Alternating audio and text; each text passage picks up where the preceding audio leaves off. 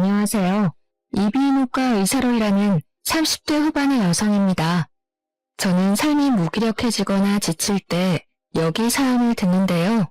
사연을 듣다 보면 재밌기도 하고 사람 사는 것이 다 똑같다는 생각이 듭니다. 때로는 통쾌한 사이다 복수가 너무 짜릿해서 하루의 피로가 싹 다 날아가는 것 같기도 해요.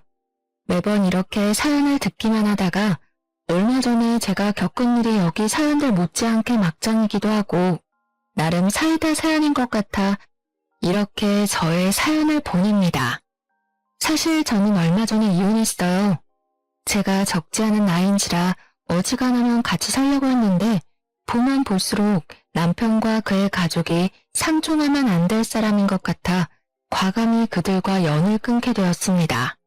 본격적인 이야기를 시작하기에 앞서 저와 남편이 어떻게 결혼했는지부터 말씀드려야겠네요. 앞서 말씀드렸듯이 저는 의사이고 남편은 우리 병원에 약품을 납품하는 제약회사 영업직원이었어요. 남편이 우리 병원에 업무차 자주 왔고 오가며 얼굴 도장을 찍다가 가랑비에 옷 젖듯 서로에게 호감이 생겨 결혼까지 하게 되었습니다. 결혼식과 신혼여행을 무리 없이 진행하고 시댁에 처음으로 인사를 드리러 갔는데 시어머니가 갈비찜과 잡채를 아가씨에게 던지며 크게 구박하더라고요. 너는 지금까지 먹은 음식이 얼만데 아직도 이깟 간을 하나 제대로 못 맞춰? 갈비찜은 짜고 잡채는 다 불었잖아. 이딴 음식을 도대체 누가 먹어? 네가 이 집에 왜 있는 건데? 요리하고 허드렛 일이나 하라고 있는 건데 그것도 못하면 네가 이 집에 있을 자격이 있어? 못할 것 같으면 나가. 우리는 너 따위 계집년 필요 없으니까. 아가씨는 눈물이 그렁그렁하고 어깨가 축 처져 있는데 정말 보기 너무 안쓰러웠습니다. 시어머니는 호되게 아가씨를 혼내시다가 저와 남편을 보고는 순식간에 인자한 표정으로 바뀌셨어요. 우리 은호랑 선혜 왔니? 신혼여행은 어땠어? 재밌었니? 너네 온다고 쟤한테 음식 좀 해두라고 했더니 잡채랑 갈비찜을 이따위로 만들어놨단다. 에휴, 이를 어쩌면 좋니? 그냥 나가서 먹을까? 뭔지 쟤는 아직도 간을 못 맞추는 거야? 쟤는 도대체 언제쯤이나 사랑구실을 하려는지. 아니에요, 어머니. 아가씨가 음식을 이렇게 많이 장만했는데 다른 것들 먹으면 되죠. 그래 줄래? 우리 며느리는 의사 선생님인데도 참 배려심도 깊어. 이해해줘서 고맙다.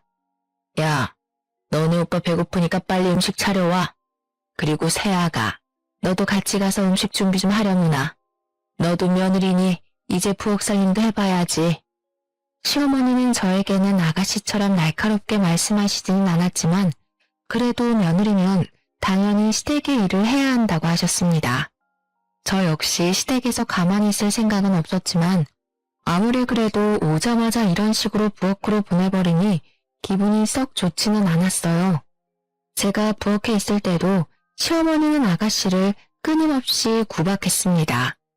그런 모습을 보며 언젠가 시어머니가 저한테도 저렇게 구박을 하지 않을까 하는 생각이 들었어요. 똑바로 좀 해, 똑바로. 하여튼 손이 느려 터져서는 멍청한 년. 사실 상견례 때와 결혼식 때도 시어머니와 아가씨는 친해 보이지는 않았지만 아무리 그래도 자기 자식인데 이렇게까지 구박을 하는 게 이해가 가지 않았습니다. 저는 아가씨를 도와 어질러진 부엌을 대충 정리하고 상을 차린 후 밥을 먹으려고 자리에 앉았는데 아가씨는 식사하지 않더라고요. 제가 식사를 같이 하자고 권하니 아가씨는 속이 좋지 않다고 하며 방으로 들어가 버렸습니다. 내버려둬. 쟤는 원래 우리랑 같이 밥 안 먹어. 그래, 쟤는 신경 쓰지 말고 우리 세아가나 많이 먹어라. 입맛에 맞으려나 모르겠다. 갈비찜이랑 잡채도 없고 상이 너무 부실하구나. 시어머니는 상이 부실하다고 하며 걱정하셨지만 상 위에는 굴비에 밀푀유나베, 낙지볶음 등 음식이 한가득 차려 있었습니다. 이렇게 맛있는 음식이 많았지만 저는 아가씨가 신경 쓰여서 음식이 잘 넘어가지 않았어요. 그래서 제 앞에 놓인 밥그릇에 밥만 대충 비운 후 잠시 화장실에 간다고 하고 자리에서 일어났습니다. 그런데 아가씨 방에서 훌쩍이는 소리가 들리더라고요. 몰래 아가씨 방문을 열어보니 아가씨는 혼자 서럽게 울고 있었습니다. 거실에는 시어머니와 남편이 밥을 맛있게 먹고 있고 정작 그 음식들을 준비한 아가씨는 같이 식사를 하지도 못한 채 우는 이 모습이 이해가 되지 않았어요. 누가 봐도 시어머니와 남편이 아가씨를 따돌리고 구박하는 모습으로밖에 보이지 않았고 저는 이 상황이 너무 불편했습니다. 그렇게 식사를 마치고 집으로 가는 길에 남편에게 아가씨와 사이가 안 좋아 보이던데 무슨 일이 있느냐고 물었어요. 일은 무슨, 남매 사이가 다들 그렇지 뭐. 세상에 남매끼리 사이 좋은 집이 얼마나 된다고 그래. 남매 사이가 어색할 수는 있다고 보는데 아가씨와 너는 어색한 사이를 넘어서서 서로 원수처럼 생각하는 것 같아서. 솔직히 그렇잖아. 아가씨가 음식을 그렇게 많이 준비했는데 어머니와 너나 수고했다는 말은커녕 구박이나 하고 밥도 같이 안 먹고. 아까 아가씨 방에서 혼자 울었던 건 알아? 걔는 왜 또 울고 난리래? 하여튼 가지가지 한다 정말. 아무튼 별거 아니니까 신경 쓰지 마. 남편은 별일 아니라고 하며 저에게 무언가를 감추려고 하는데 보였습니다. 뭔가 이상함을 느낀 저는 다음날 병원에 출근하자마자 아가씨에게 점심때 같이 밥을 먹자고 연락했어요. 어제 음식을 너무 잘 먹어서 맛있는 음식을 대접하고 싶다면서요. 아가씨도 오후에 별다른 일이 없다며 만나자고 했고 그렇게 우리는 식당에서 만나 점심을 먹게 되었습니다. 밥을 먹으며 저는 아가씨에게 어제의 일을 물어보고 싶었는데 어떻게 말을 꺼내야 할지 모르겠더라고요. 그래서 괜히 눈치만 보고 있는데 아가씨가 저의 속마음을 알았는지 먼저 자신의 이야기를 꺼냈습니다. 어제 집에 와서 놀라셨죠? 사실 저는 어머니 친딸이 아니고 오빠만 어머니 친자식이에요. 그랬구나. 남편이 이야기를 안 해줘서 전혀 몰랐어요. 그런데 어쩌다가 이렇게 가족이 된 거예요? 사실 저희 친엄마는 저를 낳고 얼마 지나지 않아 돌아가셨고 저는 아빠랑 둘이서 살았어요. 그러다가 6살 때 지금 어머니랑 아빠가 재혼하게 되면서 저는 어머니 오빠와 같이 살게 된 거고요. 아가씨는 목소리를 가늘게 떨면서 말해줬어요. 기죽은 그 모습을 보는데 어찌나 마음이 아프던지.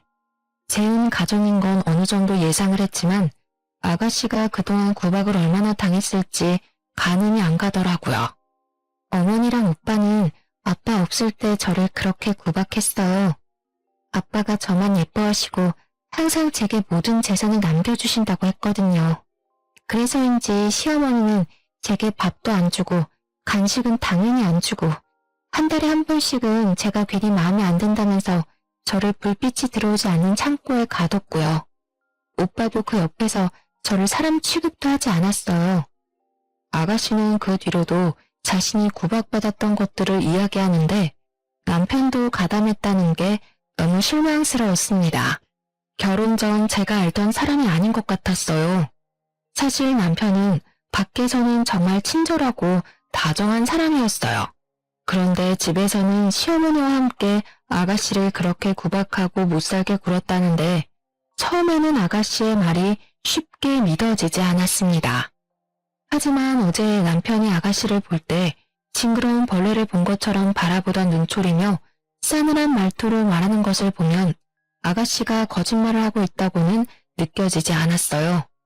남편의 이런 이중적인 모습을 알게 된 후 제가 이런 사람과 평생을 함께할 수 있을까 하는 생각이 들었습니다. 아가씨와 대화를 나누면 나눌수록 저는 남편과 같이 살 수 없을 것 같았어요. 그래서 당장 갈라서고 싶었지만 결혼식 하루 전에 남편의 요구대로 혼인신고까지 마쳤고 무엇보다 아가씨의 상황을 다 알았는데 그냥 이혼하고 모른 척하면 제가 방관자가 되는 것 같은 생각이 들었습니다. 사실 제가 남들이 당하는 모습을 그냥 못 지나치는 성격이거든요. 부모님은 그러다가 큰일을 당할 수도 있으니 그냥 좀 있으라는데 제가 원래부터 그렇게 태어난 걸 어쩌겠습니까? 그래서 저는 훗날 남편과 이혼을 할 땐 하더라도 그 전에 아가씨를 이 집구석에서 무사히 탈출시켜야겠다고 마음먹었어요. 그런데 아가씨는 이제 성인인데 왜 그 집에 계속 계시는 거예요? 그냥 그 집에서 나가서 영 끊어버리면 되잖아요. 사실은 아빠가 살아계실 때 크게 사업을 하셔서 재산이 좀 많았거든요. 그리고 그 재산들은 다 저한테 준다고 입버릇처럼 말씀하셨어요. 게다가 아빠 장례식 날 아빠 친척들 말로는 제 앞으로 남겨주신 유산이 분명히 있다고 했어요. 아빠가 유언장도 쓰시고 증인까지 세워서 유언장 녹화를 했다는데 어머니는 재산 한 푼도 안 남겼다고만 하세요. 그 당시 저는 미성년자였고 아무런 힘이 없었거든요. 이대로 제가 이 집을 나가버리면 유산을 하나도 못 받게 될 것 같아서 유산을 찾을 때까지는 이 집에 계속 있으려고요. 아가씨의 말을 들으니 시어머니와 남편이 왜 그리 독하게 아가씨를 괴롭혔는지 이해가 되었습니다. 바로 아가씨가 받은 유산이 탐이 나서 그랬던 것이었어요. 하지만 이미 어릴 때부터 오랜 시간 동안 어머니와 남편의 구박 속에서 자라와서인지 아가씨는 두 모자 앞에서는 한마디도 못하고 당하기만 하는 말 그대로 약자였어요. 그래서 저는 그런 아가씨를 좀 도와주기로 마음먹었죠. 아침 며칠 뒤가 명절이었습니다. 저는 명절날 시댁에 있으면서 시어머니와 남편이 아가씨에게 함부로 대하지 못하도록 해야겠다고 생각했어요. 안 그래도 일찍 가야겠다고 생각했는데 시어머니한테 전화가 왔습니다.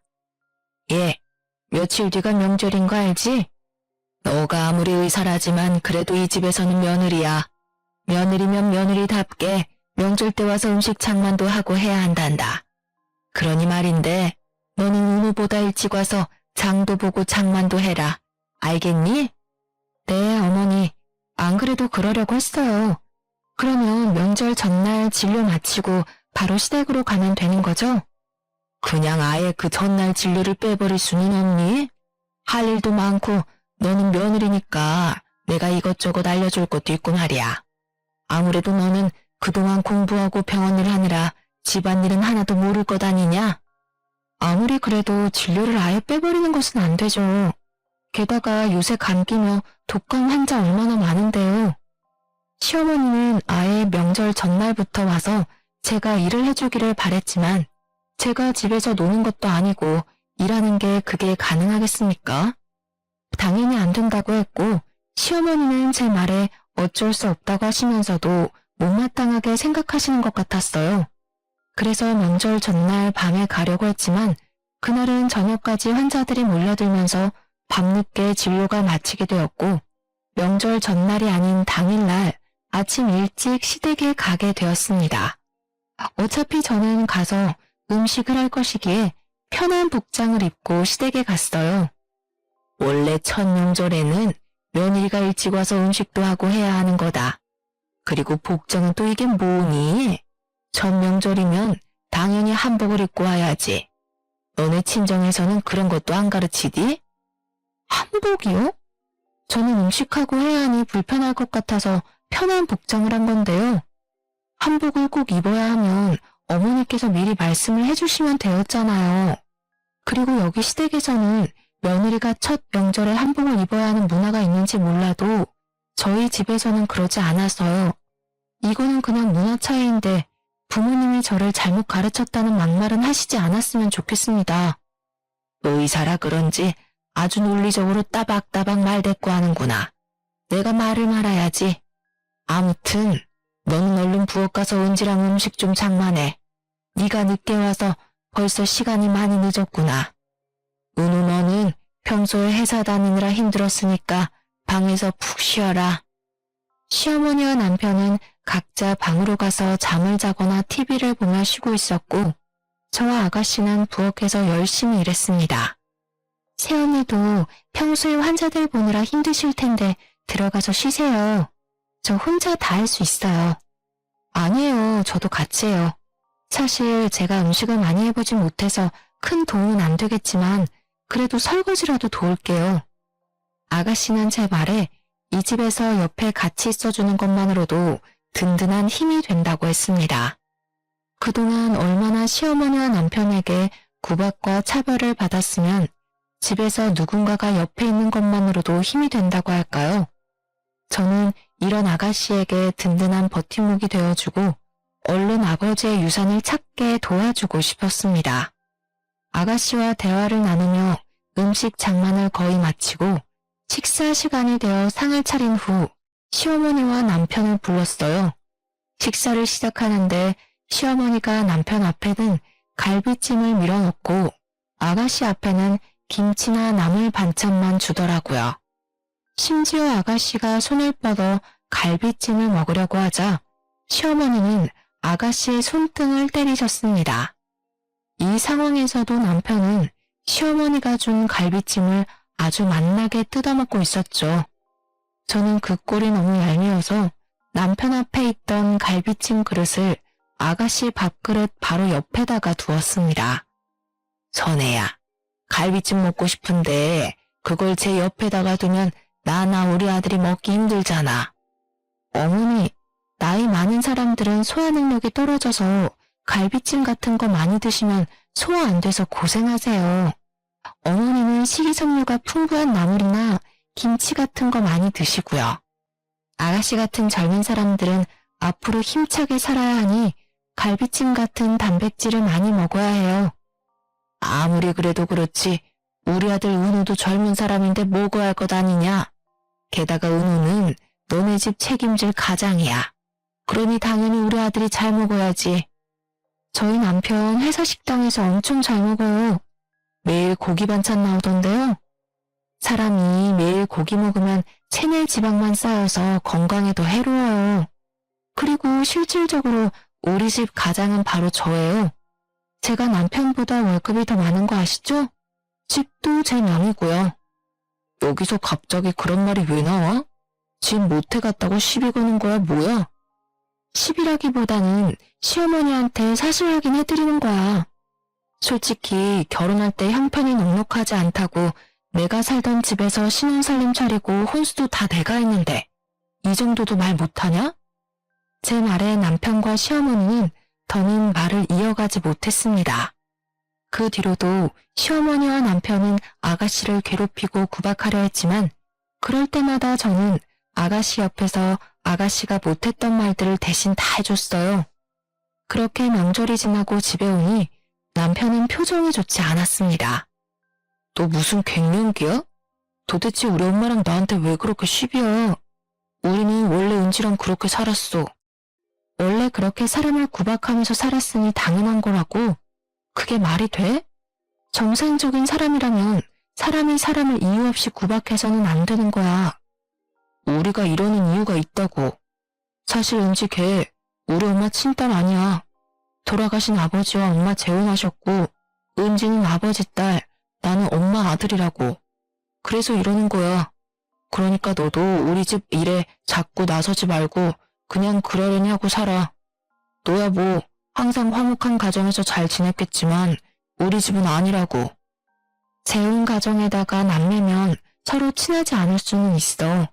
그런데 친하지 않는다고 너와 너네 엄마처럼 사람을 그렇게 구박하는 건 아니야.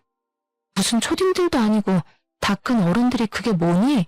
먹는 거로 치사하게 차별하고 말이야. 치사? 우리 엄마가 지금 치사하다는 거야? 와, 너 도대체 우리 집을 어떻게 생각하길래 그런 말을 해? 어떻게 생각하기는 콩가루 집안으로 생각하는 거지 뭐. 그날 남편과 저는 대판 싸웠고 그 뒤로도 계속 냉전 상태였습니다. 저는 솔직히 남편이 아가씨를 사람 취급도 하지 않고 자신의 행동이 잘못된 것조차 모르고 당연하다고 여기는 모습에 크게 실망했어요. 남편 역시 자꾸 자기 집안일에 간섭하는 제가 불편하고 싫었는지 저를 피했고 회사 일이 바쁘다는 핑계로 매일 야근에 주말에도 계속 출근한다고 집에 거의 있지 않았습니다. 이미 부부간의 정은 뚝 떨어진 상태였고 마음 같아선 그냥 이혼해버리고 싶었지만 이혼해버리면 평생 아가씨를 돕고 싶어도 도와주지 못할 것 같아 억지로 결혼 생활을 유지하고 있었어요. 그렇게 몇 주 뒤 시어머니의 생신날이 다가왔습니다. 저는 그날이 토요일이라 쉬는 날이기도 하고 시어머니 생신이라고 아가씨와 저에게 음식을 만들라고 할 것이 분명하기에 외식을 제안했으나 시어머니는 저녁 때 친구들과 한정식 집에서 먹기로 했다면서 점심은 집에서 먹자고 하시더라고요.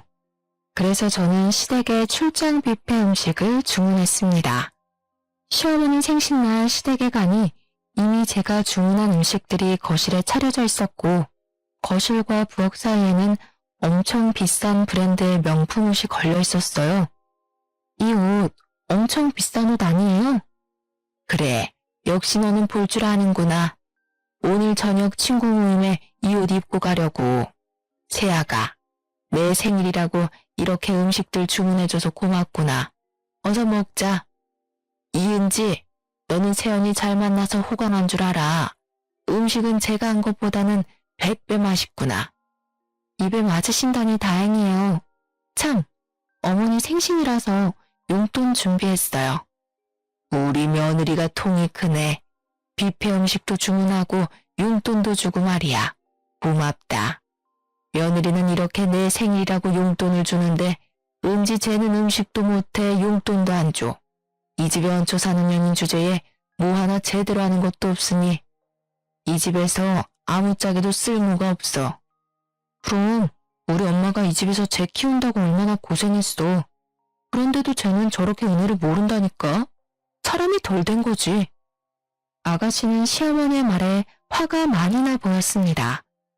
시어머니가 아가씨를 정성 들여 키운 것도 아니고 그렇게 구박과 차별을 해댔는데 그럼에도 불구하고 일말의 죄책감은커녕 오히려 더 많은 것을 요구하는 모습이 뻔뻔스러워 보이기까지 했어요.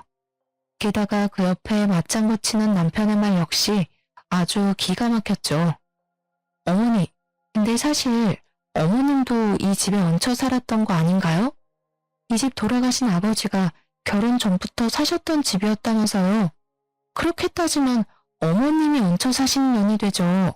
아닌가요? 제가 아주 해맑은 표정으로 이렇게 말하자 시어머니는 당황하며 어쩔 줄 몰라 하는 표정을 지으셨습니다. 어머, 왜 이리 당황하세요? 제가 무슨 말 실수라도 했나요? 그런데 어머님, 생각해보면 어머니 아들도 저한테 얹혀 사는 중이네요. 저의 집, 제가 원래 살던 제 집이잖아요. 그 안에 들어간 살림살이도 다 제가 제 돈으로 산 것이고요. 어머니도 아버지한테 얹혀 사셨고 어머니 아들도 저한테 얹혀 사네요?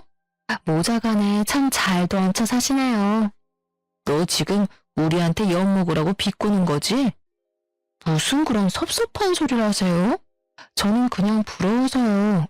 저는 열심히 일해서 돈 벌어서 제 집을 장만했는데 어머니도 그러고 남편도 그러고 남의 집에 잘 얹혀 살고 계시잖아요. 그런 것도 능력이라면 능력이죠. 원래 대다수 사람은 얹혀 살면 눈치 보여서 눈치를 안 줘도 눈칫밥도 먹기도 하거든요. 그런데 어머니도 그러고 남편도 그러고 둘 다 눈칫밥 먹지는 않는 것 같아서 대단하고 부러워서 그래요. 생일날 너랑 입씨름하고 싶지 않구나. 됐고 그냥 케이크나 먹자. 이은지, 너는 어느 정도 식사가 맞춰가면 눈치껏 케이크 좀 잘 나오고 해야지 어쩜 그렇게 애가 둔하니? 그동안 아가씨가 음식 차리고 하느라 고생하셨으니까 제가 케이크는 부엌 가서 잘 나올게요. 저는 자리에서 일어나 부엌으로 향했습니다. 부엌으로 향하는 길에는 저녁 때 입고 가신다던 어머니의 명품 옷이 걸려 있었고 아가씨가 이 명품 옷보다도 못한 대접을 받는다는 생각이 들었어요. 그 순간 저는 왠지 모르게 화가 치밀었고 저는 손이 미끄러진 척하면서 생일 케이크를 그대로 시어머니의 명품 옷에 내리 꽂아버렸습니다. 아이, 야! 그게 얼마짜리 옷인 줄 알아? 너 왜 여기다가 케이크를 던져? 내가 똑똑히 봤어. 어머, 죄송해요. 요새 환자들이 너무 많아서 그런지 가끔 손에 힘이 확 풀리더라고요. 그래서 그만 케이크를 놓쳐버렸네요. 조심 좀 하지 그랬어. 야, 이은지, 너 빨리 안 일어나? 일어나서 얼른 저거 잘 닦아. 얼룩 하나도 안 남게 손빨래 하라고. 오늘 저녁에 저 옷 입고 가야 하는데 어떻게 정말? 어머니, 제가 옷을 더럽혔잖아요. 그러니까 아가씨가 굳이 할 필요 없죠. 그리고 이거는 명품 옷이라서 세탁소에 맡겨야 할 것 같은데 제가 책임지고 세탁소에다가 깨끗이 드라이클린 해달라고 할게요. 아, 그런데 여기 앞에 세탁소가 현금 장사를 하시더라고요. 그러니 아까 제가 드린 용돈 좀 다시 주시겠어요? 너는 치사하게 줬다 빼앗는 게 어디 있니? 그럼 어떡해요? 이 옷 보니까 물 세탁도 안 되는 것 같은데 그냥 세탁기에 돌려드릴까요? 오늘 저녁 때 입고 가시려고 했는데 이걸 어쩌나? 제가 명품 옷을 들고 세탁기가 있는 베란다로 가자 시어머니는 안 된다고 하며 어쩔 줄을 몰라 하셨습니다. 결국 시어머니는 어쩔 수 없이 저에게 다시 돈을 건네셨고 저는 그 돈으로 단지 내 세탁소로 가서 시어머니 명품 옷을 드라이 맡겼어요. 그렇게 옷을 맡기고 다시 시댁에 갔는데 시댁에서는 시모와 남편은 화기애애하게 식사를 하고 있었고 아가씨는 제가 흘린 케이크를 혼자 닫고 있더라고요. 그 모습은 마치 어릴 때 읽었던 동화 콩쥐팥쥐의 한 장면 같았습니다. 야, 케이크 잘못 닦으면 미끄러운 거 알지? 힘 줘서 팍팍 잘 닦아라. 내가 다 검사할 거야. 그래, 똑바로 좀 닦아. 너가 똑바로 안 닦아서 우리 엄마 다치면 나 너 진짜 가만 안 둔다. 이들의 대화를 듣고 있자니 화가 치밀어서 견딜 수가 없었습니다. 순간 아주 기발한 생각이 들었는데요. 어머니 오늘 생신이신데 제가 옷도 더럽히고 해서 죄송해요. 아까는 제가 말이 너무 심했죠? 그래서 말인데 제가 이 한도 무제한 카드 드릴 테니까 이 카드로 친구 모임에서 계산도 하시고 백화점 가셔서 원하는 것 마음껏 고르세요. 시어머니는 제가 건네준 카드를 아주 기쁘게 받으시며 외출 준비를 하셨습니다. 저와 아가씨는 같이 거실의 상을 치우고 시어머니는 친구 모임에 남편은 거래처 사람을 만난다며 늦게 올 것이라고 했어요. 저는 혼자 신혼집으로 돌아와 오랜만에 집 청소를 하고 있는데 시어머니한테 전화가 왔습니다. 새아가, 지금 나 뷔페에 와서 너가 준 카드로 결제하려는데 왜 결제가 안 되니? 결제가 안 돼요? 이상하다. 그런데 원래는 한정식 집에 가신다더니 뷔페에 가셨어요? 혹시 금액이 얼마나 나왔어요? 친구들이 내 생일 축하해준다고 왔는데 어떻게 그냥 한정식 집에 가니? 너가 마침 카드도 줬으니 그냥 여기 뷔페로 왔지. 지금 금액은 200만 원 가까이 나왔는데 설마 이 카드 한도가 있는 거니? 시어머니는 제가 드린 카드를 들고 친구들을 불러서 인당 20만 원이나 되는 호텔 뷔페를 가셨더라고요. 분명히 카드를 받기 전에는 한정식 집에 가신다고 해놓고서는요. 참 뻔뻔하기도 하죠. 사실은 신모에게 쥐어준 카드는 제가 이전에 잃어버려서 분실 신고를 해놓은 카드였어요. 제가 단골 식당에 놓고 가서 분실 신고를 했는데 바빠서 취소 신청을 하지 못한 거죠. 선심 쓰듯 드렸더니 이렇게 펑펑 쓸 줄 누가 알았겠어요. 어머니, 사실 그거 정지된 카드예요. 그리고 아무리 며느리한테 한도 무제한 카드를 받아도 그렇지. 어떻게 그 비싼 뷔페를 갈 생각을 다 하셨어요? 대부분 어머니는 자식들이나 며느리가 카드를 줘도 아까워서 잘 못 쓰시던데. 뭐? 너가 어떻게 이 시애미를 물을 먹일 수가 있어? 내가 친구들 앞에서 얼마나 쪽팔리는지 알아? 지금 200만 원 나온 거 이거 어떻게 하라고? 지금 네가 와서 결제를 하던가. 아유 쪽팔려. 내가 돈 내기로 했단 말이야. 제가 왜요? 저는 그 음식 먹어보지도 않는데 왜 내야 해요? 그리고 지금 저 우리 집 대청소 중이라 못 나갑니다. 어머니 아들 부르시든지 하시고요. 전 전화 끊습니다. 저는 전화를 끊고 한참을 배꼽 잡고 웃었습니다. 사실 시어머니가 저한테는 크게 뭐라고 하신 적은 없지만 은근히 저를 구박하셨기에 시간이 흐르면 아가씨에게 했던 것처럼 저에게도 당연히 그럴 수 있다는 생각을 항상 갖고 있었어요.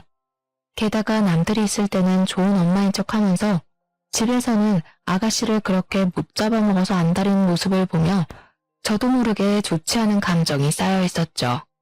그래서인지 시어머니가 이렇게 쩔쩔매는 모습을 상상하니 왠지 모르게 참 통쾌했어요. 그렇게 한참을 웃다가 다시 청소를 시작하려는데 거실 소파 구석에서 비디오 테이프를 하나 발견했습니다. 생각해보니 저번에 제가 집에 늦게 왔을 때 남편이 소파 밑에서 무언가를 몰래 하다가 깜짝 놀라던데 그때 남편이 이 비디오 테이프를 숨겼나 봐요. 비디오 테이프의 겉면에는 아가씨의 이름이 적혀 있었고 저는 직감적으로 이 안에 아주 중요한 내용이 있을 것 같다는 생각이 들었습니다. 그래서 비디오 테이프를 영상 파일로 복원해주는 업체를 찾아 복원을 의뢰했어요. 며칠 뒤 복원된 영상 파일이 담긴 USB가 제 병원으로 도착했고 영상 파일을 열어보니 사진으로만 봤던 돌아가신 시아버지가 나왔습니다. 영상 속의 시아버지는 모든 재산을 아가씨한테만 물려준다는 유언이 녹화되어 있었어요. 저는 영상을 다 보자마자 바로 아가씨한테 전화를 걸었습니다. 아가씨, 놀라지 말고 들어요. 사실 우리 집에서 오래된 비디오 테이프를 하나 발견했는데 테이프 겉면에 아가씨 이름이 적혀 있더라고요. 뭔가 중요한 것 같아서 영상 복원을 의뢰해서 지금 제가 먼저 봤는데 아가씨 아버지의 영상이었어요. 태연님, 그 테이프 찾으셨어요? 사실 얼마 전에 어머니랑 오빠가 아버지의 유언에 관해 대화하는 내용을 얼핏 들었는데 분명 오빠가 어디에다가 뒀다고 했는데 제가 집에서 찾지를 못했거든요. 우리 집에 두면 제가 쉽게 찾을 것 같아서 일부러 언니 집에 뒀나 봐요. 그래서 이게 우리 집에 있었구나. 그래도 잘 됐어요. 제가 먼저 보고 영상 파일도 복원했으니까요. 우리 얼른 변호사 사무실에 가봐요. 오늘 제가 일찍 퇴근할 수 있는데 오후에 잠깐 만날 수 있어요? 혜언니, 너무 감사해요. 언니는 저의 은인이세요. 그럼 이따가 오후에 봬요. 그날 오후 아가씨와 저는 약속한 장소에서 만나 바로 변호사 사무실을 찾았습니다. 변호사는 시아버지의 영상 파일을 보더니 유언의 형식을 아주 잘 갖춰서 녹화하셔서 유언의 효력이 있다고 하셨어요. 게다가 유산 상속의 공소시효가 10년밖에 안 되는데 시아버지가 돌아가신 지 9년째라서 유산 상속 소송도 충분히 가능하다고 하셨습니다. 1년만 더 늦게 발견했으면 공시시효가 끝나 소송도 걸어보지 못하게 될 뻔했는데 정말 다행이었어요. 아가씨는 당연히 시어머니와 남편을 상대로 소송을 진행했습니다. 다음날 환자들을 진료하며 정신없는데 밖에서 아주 시끄러운 소리가 들려 나가보니 시어머니가 와 계셨어요. 시어머니는 저를 보자마자 제 머리채를 잡아 뜯으려고 하셨습니다. 간호사들은 시어머니를 말리려 했지만 저는 일부러 CCTV가 아주 잘 보이는 곳으로 시어머니를 유인해서 머리채를 잡혀드렸어요. 머리채를 잡은 시어머니는 저의 등이며 팔을 사정없이 때리셨습니다. 야, 네가 어떻게 나한테 그럴 수가 있어? 나 그래도 네가 의사 며느리라고 해서 최대한 대접해주면서 살았다. 네가 아주 버릇없이 말대꾸할 때도 나 뭐라고 하고 싶은 거 꾹 참았다고. 내가 그렇게 널 아꼈는데 이은지 그 개집년이 뭐라고 어떻게 내 뒤통수를 쳐? 너 이은지한테 유산 상속 소송 걸라고 부추겼다면서? 어쩜 이렇게 은혜를 원수로 갚아? 네가 그러고도 사람이야? 어머님, 저 이렇게 때리시면 폭행죄로 위자료 청구할 건데 괜찮으세요? 저 이래봬도 의사라서 이 정도 폭행이면 전치 10주 진단서도 충분히 끊을 수 있는데 변호사님께 연락을 드려봐야겠어요. 지금 저 CCTV로 폭행에 대한 증거도 충분히 찍힌 것 같은데. 시어머니는 제 말에 멈칫하시더니 CCTV를 한번 보고 손을 내리셨습니다. 일단 사람들이 보는 눈도 있고 해서 시어머니는 집으로 돌아가셨어요. 그날 퇴근 후 집에 갔는데 웬일로 남편이 일찍 퇴근했더라고요. 저는 평소처럼 남편을 무시하고 제 방으로 들어갔더니 남편이 쫓아 들어왔습니다. 나랑 얘기 좀 해. 그래, 솔직히 말해서 우리 은지 걔 재산 탐이 났어. 그래서 그동안 은지 쫓아내려고 구박 좀 했다. 1년만 더 버티면 그 재산 상속 소송도 걸 수 없다면서 그냥 1년만 네가 모른 척하면서 우리 엄마랑 잘 좀 지내면 안 돼? 그럼 우리가 유산 일부는 너한테 따로 줄게. 그러니까 은지한테 잘 말해서 유산 상속 소송 취하 좀 시켜주라. 응? 부탁이다. 무슨 말도 안 되는 소리를 해? 나는 너네 엄마랑 잘 지낼 마음 눈꼽만큼도 없고 너랑도 잘 지낼 마음 없어. 그러니까 내 집에서 나가.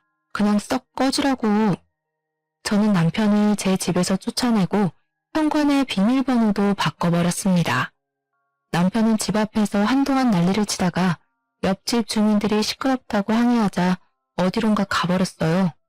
저는 남편의 옷가지며 남편의 모든 짐을 다 캐리어에 대충 꾸겨 넣고 이것들을 다 퀵으로 보내버렸습니다. 그런데 남편이 제 손에 급하게 쫓겨나면서 핸드폰을 두고 갔더라고요. 사실 남편은 핸드폰이 2개였습니다. 하나는 일상생활할 때 사용하는 핸드폰이었고 다른 하나는 영업용 핸드폰이었어요. 그리고 영업용 핸드폰은 제가 손만 대도 깜짝 놀라며 잽싸게 가져갔습니다. 사실 평소에는 저 역시 그다지 궁금하지 않아서 확인하려고 하지도 않았죠. 그런데 자꾸 영업용 핸드폰에서 알림이 뜨더라고요. 뭔가 중요한 일이 있나 싶어 확인을 해보니 이 근처에 새로 개원한 성형외과 이름이 적혀 있었습니다.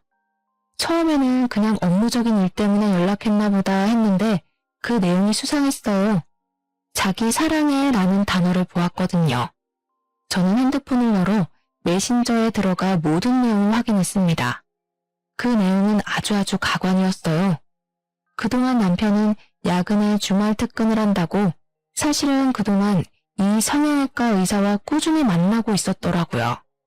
게다가 남편이 얼마 전에 영업팀 팀장이 되었다고 하던데 알고 보니 여기 성형외과 의사와 불륜을 저지르며 약품을 더 많이 납품할 수 있었고 이것이 실적으로 인정되어 영업팀 팀장이 된 것이었습니다. 게다가 더 어이없는 것은 이 의사도 남편과 자식이 있는 유부녀였더라고요. 저는 이 모든 내용을 다 제 핸드폰으로 저장을 했고 그렇게 1시간 정도 지났을 때쯤 시어머니가 화가 잔뜩 나서 집에 찾아오셨습니다. 야, 이럴 거면 그냥 이혼해. 나라고 너같이 싸가지 없고 개념을 밥 말아먹는 년을 며느리로 받아들이는 게 쉬운 줄 알아? 그리고 어디서 지금 내 아들을 쫓아내? 이게 어디서 못된 것만 배워서? 어머니, 저 안 그래도 이혼하려고 했어요. 그런데 아무래도 소송을 좀 해야 할 것 같네요. 위자료 두둑히 준비해두세요. 마음 준비도 단단히 하시고요. 저는 시어머니를 우리 집에서 내보냈고 그렇게 저와 남편은 별거를 시작했습니다. 어차피 저는 남편이 없는 것처럼 생활했기에 불편한 점은 하나 없이 아주 편하게 지냈어요. 그렇게 한 달이나 지났으려나요? 병원에 있는데 남편에게 전화가 왔습니다. 도니야, 나 이제 우리 엄마랑 연 끊었어. 그러니까 우리 다시 살자. 아직 우리 서류 정리도 안 했으니까 그냥 다시 예전처럼 너 집에 내가 들어가기만 하면 되잖아. 갑자기 그게 무슨 소리야? 갑자기 어머니랑 연은 왜 끊었어? 사실 어머니가 은지를 너무 못살게 구는 것 같아서 내가 어머니 재산 다 들고 도망쳤어. 어머니한테 잘하는 척하면서 다 내 명의로 빼돌려놨으니까 이제 나 부자야. 우리 그러니까 다시 같이 합치자, 응? 엄마가 더는 너한테 뭐 못하도록 내가 잘 막을게. 그래? 잘했네. 그럼 이제 그 재산 다 나한테 가져오면 되겠네. 응? 우리 그럼 이제 합치는 거지? 합쳐? 합치기는 뭘 합쳐? 너 새로 개원한 성형외과 의사랑 불륜 저지르고 다녔더라. 내가 이 사실 알면서도 바로 너랑 이혼 안 한 이유가 뭔지 알아? 너한테 소송 때려서 위자료 받으려고. 네가 돈 생길 때까지 참은 거야, 이 멍청아. 만약에 내가 소송 걸었는데 돈 없다고 배째면 어떡하니? 이제 너한테 마음 놓고 이혼 소송 걸 수 있겠다. 고마워, 알려줘서. 저는 그날 바로 변호사 사무실을 찾아가 남편에게는 이혼 소송을, 성형외과 의사에게는 상간녀 소송을 진행했습니다. 그리고 동네 맘카페에도 익명의 힘을 빌려 성형외과 의사가 유부녀인데 제약회사 다니는 남자 직원과 불륜을 저지른다고도 글을 올렸어요. 게다가 시어머니는 제 병원에서 저의 뺨도 때리고 머리채도 잡았잖아요. 시어머니한테도 폭행죄로 소송을 걸었습니다. 당연히 저의 모든 증거가 아주 유용하게 사용되어서 남편과 이혼하고 저는 위자료를 두둑히 받았습니다. 남편은 당연히 자기가 다니던 회사의 소문이 쫙 나서 자연스럽게 잘리게 되었고, 성형외과 역시 동네에 소문이 쫙 퍼져서인지 어느 날 가보니 문을 닫았더라고요. 아가씨 역시 유산 상속 소송에서 승소하여 아버지의 유산을 받을 수 있었습니다. 이렇게 모든 것이 제자리로 돌아온 후 아가씨가 잠시 저에게 만나자고 연락이 왔어요. 새언니 덕에 제 모든 것을 찾았어요. 새언니가 저를 모른 척하지 않고 도와주셔서 꼭 이 은혜 갚고 싶어서 그런데 오피스텔 하나 선물로 드려도 될까요? 아니에요. 제가 뭘 도와준 게 있다고. 그냥 제 성격이 조금 유별나고 여기저기 참견 많이 하고 다니는 성격이라 그런 거예요. 제가 원래 좀 불의를 참지 못하는 그런 성격이거든요. 그래서 학교 다닐 때도 누가 왕따 시키면 가만두지 않았어요. 아무튼 아가씨 모든 것을 다 찾아서 다행이에요. 이제 그 돈으로 아가씨 공부도 하고 대학도 가고 멋진 남자도 만나서 결혼도 하고 해요.